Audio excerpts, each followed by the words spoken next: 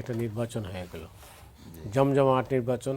ভোটের ইতিহাসে এত এত বেশি পার্সেন্টেজ ভোটার মানে কি হয়নি, অংশ নেননি কোথাও, খুব কম দেশেই হয়েছে এটা। যাই হোক, সেই নির্বাচনকে ঘিরে অনেক দিন যাবতই টান টান উত্তেজনা। কিন্তু বাংলাদেশে কেন এই উত্তেজনা, বাংলাদেশে কেন কেন এই আতঙ্ক? এটা আমি জানি না এটা কীভাবে আপনি বিশ্লেষণ করবেন। এক ধরনের প্রভাব আসলে রয়েছে পশ্চিমবঙ্গের রাজনৈতিক এবং অর্থনৈতিক ঘটনাবলী আমাদের এইখানেও এক ধরনের প্রভাব ফেলে। কারণ আমাদের মধ্যে তো একটা প্রাকৃতিক, রাজনৈতিক, ঐতিহাসিক একটা সম্পর্ক ছিল। কারণ এটা তো আসলে বঙ্গ ছিল, ইট ওয়াজ বেঙ্গল। তো বেঙ্গল যখন বিভক্ত হয়েছে, এটা রাজনৈতিকভাবে বিভক্ত হয়েছিল। এটা কিন্তু আসলে প্রকৃত অর্থে এমনভাবে বিভক্ত হয় না যেটা পাঞ্জাব কিংবা ওইদিকে বিভক্তিটা হয়েছে, সেখানে হয়েছিল প্রকৃত অর্থে একটা দ্বিজাতি তত্ত্ব। কিন্তু আমাদের এখানে যখন বেঙ্গল বিভক্ত হয়েছে, এখানে কিন্তু আসলে আমাদের এখানে হিন্দু অধ্যুষিত প্রচুর বড় এলাকা ছিল, ওইখানেও মুসলিম অধ্যুষিত বড় এলাকা ছিল, এবং একটা এক্সোডাস হয়েছে। কিন্তু সেই এক্সোডাসটা ওইখানকার মতো না যে একেবারে সবকিছু ছেড়ে অধিকাংশ লোক চলে গিয়েছে। আমাদের এখানে 2 কোটির বেশি হিন্দু ধর্মাবলম্বী আছেন, সনাতন ধর্মাবলম্বী আছেন, এবং তারা রয়ে গিয়েছেন। এক্সোডাস হয়েছে, মানুষ গিয়েছে, কিন্তু ওইভাবে নয়। এবং আমাদের সাংস্কৃতিক আদান প্রদান, রাজনৈতিক সম্পর্ক, এগুলি সবসময় ছিল। আর আমাদের কবিতা, সাহিত্য, এই জায়গাগুলিতে এক ধরনের প্রভাব ছিল। কেন? আপনি যদি চিন্তা করেন, এইখান থেকে চলে যাওয়া সাহিত্যিকরা ওইখানে গিয়ে বড় সাহিত্যিক হয়েছেন। এদের প্রত্যেকেরই বাড়িঘর এই দিকে ছিল, তারা চলে গিয়েছিলেন। তো এই কারণে একটা প্রভাব সবসময় ছিল, এক ধরনের শ্রদ্ধাবোধ ছিল, পারস্পরিক শ্রদ্ধাবোধ। তো সেই কারণে আমাদের সম্পর্কের কারণে আমরা প্রভাবিত হই। আর আমাদের আত্মীয় স্বজন অনেকে আছেন, আমার যদিও নাই, অনেকের আত্মীয় স্বজন আছেন, বিশেষ করে বর্ডার বেল্টে অনেকের আত্মীয় স্বজন ওই দিকেও আছেন, এই দিকেও আছেন। তো তাদের মধ্যে যাতায়াত আছে, অর্থনৈতিক সম্পর্ক আছে। এরপরে যখন আমরা স্বাধীনতা অর্জন করেছি, স্বাধীনতা যুদ্ধের সময় একটা সম্পর্ক নির্মিত হয়েছিল। অনেক শরণার্থী এখানে গিয়েছেন, তারা এই শরণার্থীদেরকে আসলেই জায়গা দিয়েছেন, আশ্রয় দিয়েছেন, চিকিৎসা দিয়েছেন ওই সময়, এবং মুক্তিযুদ্ধে তাদের একটা সহায়তা ছিল। সবকিছু মিলিয়ে একটা চমৎকার সম্পর্কের কারণে আমরা তাদের ঘটনাবলী দিয়ে অনেকাংশে প্রভাবিত হই, এবং আমরা এই এই এই ঘটনাগুলি আমাদেরকে বেশ আক্রান্ত করে।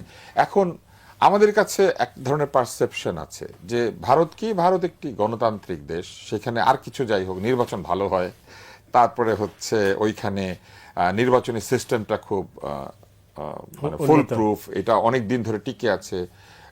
কিছু বলতে গেলে এবারে আমরা বৃহত্তম গণতান্ত্রিক দেশ। এই নির্বাচনের মধ্যে দিয়ে আমাদের মধ্যে প্রথম যে জায়গাটা তৈরি হয়েছে, আমরা সরাসরি বুঝতে পারলাম যে সেখানে নির্বাচন প্রশ্নবিদ্ধ হয়, এবং একেবারে আমাদের মতো করেই প্রশ্নবিদ্ধ হয়। 94% লোক ভোট দিয়েছে। মানে এটা একটা এটা যে কেউ বলবে, এটা এই ধরনের একটা সংখ্যাই প্রমাণ করে যে এখানে কোনো ঝামেলা আছে। তারপরে কি হয়েছে, এই ভোটের আগে 90 লাখের বেশি লোকের মানে ভোট দেওয়ার অধিকার বন্ধ হয়ে গিয়েছে। তার মানে কি, আপনি 90 লাখ ভোটার যারা আগে ভোট দিত তাদেরকে এবার ভোট দিতে দিলেন না। এবং তারপরে কি হয়েছে, ভোটের আগে থেকেই যে ধরনের রাজনৈতিক বক্তব্য দেওয়া হয়েছে, সেখানে প্রবল বিদ্বেষ, এবং এটা মূলত ধর্মভিত্তিক বিদ্বেষ, এমন নয় যে রাজনৈতিক বিদ্বেষ। মানে আপনি বাংলাদেশি মানে আপনি প্রথমত মুসলমান, এইভাবে বিদ্বেষটা ছড়ানো হয়েছে। তারপরে ছড়ানো হয়েছে যে আমরা তাদের ওখানে ঢুকে পড়ছি, এবং এই যে যত ভোটার বাতিল হয়েছে আমাদের এখান থেকে গিয়েছে।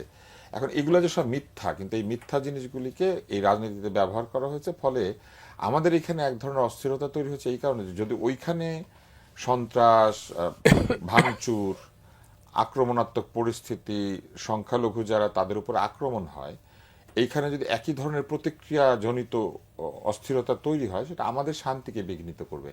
আমরা কি কারণে মানে তাদের এইসব অস্থিরতা বা জটিলতার দায় আমরা কেন নিব? কিন্তু এই বিদ্বেষ প্রসূত যে বক্তব্য, এবং যারা জিতেছেন তাদের প্রধান যিনি শুভেন্দু সাহেব, তিনি তো অতিরিক্ত বিদ্বেষী কথাবার্তা বলেছেন, এবং তিনি এমনও কথা বলেছেন রাত্রেবেলা ঢুকিয়ে দিবেন, তারপরে মানে যাতা কথাবার্তা, এগুলো বলাও একটা হাস্যকর। আর তাদের গণমাধ্যম আরেকটা কাণ্ড করেছিল। আমাদের এখানে যখন 5ই আগস্টের আন্দোলন হয়, তখন তাদের গণমাধ্যম টানা বহু মাস ধরে অসভ্য ভাষায় কথাবার্তা বলেছে, যাতা কথাবার্তা বলেছে, ম্যাপ এঁকেছে, এই খেয়ে ফেলবে, ওই নিয়ে নিবে, চট্টগ্রাম দখল করে ফেলবে, এইসব কথাবার্তা বলেছে। তো সেই সব কারণে আমার কাছে মনে হয় যে আমাদের মধ্যে এক ধরনের চাপা একটা আশঙ্কা বা অস্থিরতা রয়েছে। আর ওই যে একই ব্যাপার, ওইদিকে আত্মীয় স্বজন আছে, যদি গন্ডগোল হয়, যদি তারা আক্রান্ত হয়, ঠিক যেভাবে ভারতেও বহু মানুষ চিন্তিত হয় আমাদের এখানে কিছু হলে। তো সেই জিনিসটা রয়েছে। আর আমাদের সীমান্ত তো তাদের সঙ্গে পৃথিবীর অন্যতম বড় সীমান্ত, এটা একটা দেশের সাথে যে 4-5টা বড় সীমান্ত আছে তার মধ্যে এটা একটা বড় সীমান্ত একটা দেশের সাথে। এবং আমাদের সীমান্তটার সাথে অন্য সীমান্তের তফাৎ হচ্ছে আমাদের সীমান্তটা একই রকম ভূমিরূপ। মানে অন্য অনেক বড় সীমান্ত আছে, ধরেন সীমান্তটা মরুভূমি, মানে লোকে কয়েক সময় পাড়ি দিয়ে এসে ঢুকতে হবে। আমাদের সীমান্ত কিন্তু এই পাশেও ধান ক্ষেত ওই পাশেও ধান ক্ষেত, এবং এই সীমান্তে যদি কোনো অস্থিরতা হয়, সীমান্তে তারা প্রায় গুলিগালাজ করেন, ওনারা আমাদেরকে হত্যা করেন, এক ধরনের সীমান্তে বাণিজ্য হয়। তো এই সব কিছু আক্রান্ত হবে এবং আমরা কোনোভাবে এটা চাই না। আমাদের এই অঞ্চলটা সবসময় শান্তিপ্রিয় ছিল, এখন আমরা শান্তিপ্রিয়। আমরা মনে করি যে তাদের বোধোদয় হবে, তারা যে এখানে অত্যাচার করছেন এগুলো তারা বন্ধ করবেন এবং এই ভাঙচুর এগুলোর থেকে তারা দূরে আসবেন। কিন্তু শঙ্কাটা এই জন্যই তৈরি হয়েছে যে ওই অঞ্চলে এই ধরনের অস্থিরতা তৈরি হলে তার কোনো একটা স্পিল ওভার এফেক্ট যদি আমাদের এখানে হয় সেটা ঠিক হবে না। এবং আমি মনে করি যে সরকারকে এখন খুবই সতর্ক থাকা দরকার যাতে এই ধরনের কোনো স্পোরাডিক ঘটনাও না ঘটে। এই একই ঘটনা ধরেন এক অল্প একটু জায়গাতেও যদি হতো, আজকে আমরা দেখতাম যে ভারতের মিডিয়া বা অন্য আন্তর্জাতিক মিডিয়া এমনভাবে প্রচার করতো যে আমরা একটা মৌলবাদী, একটা জঙ্গিবাদী এইসব দেশ বলতো আমাদেরকে।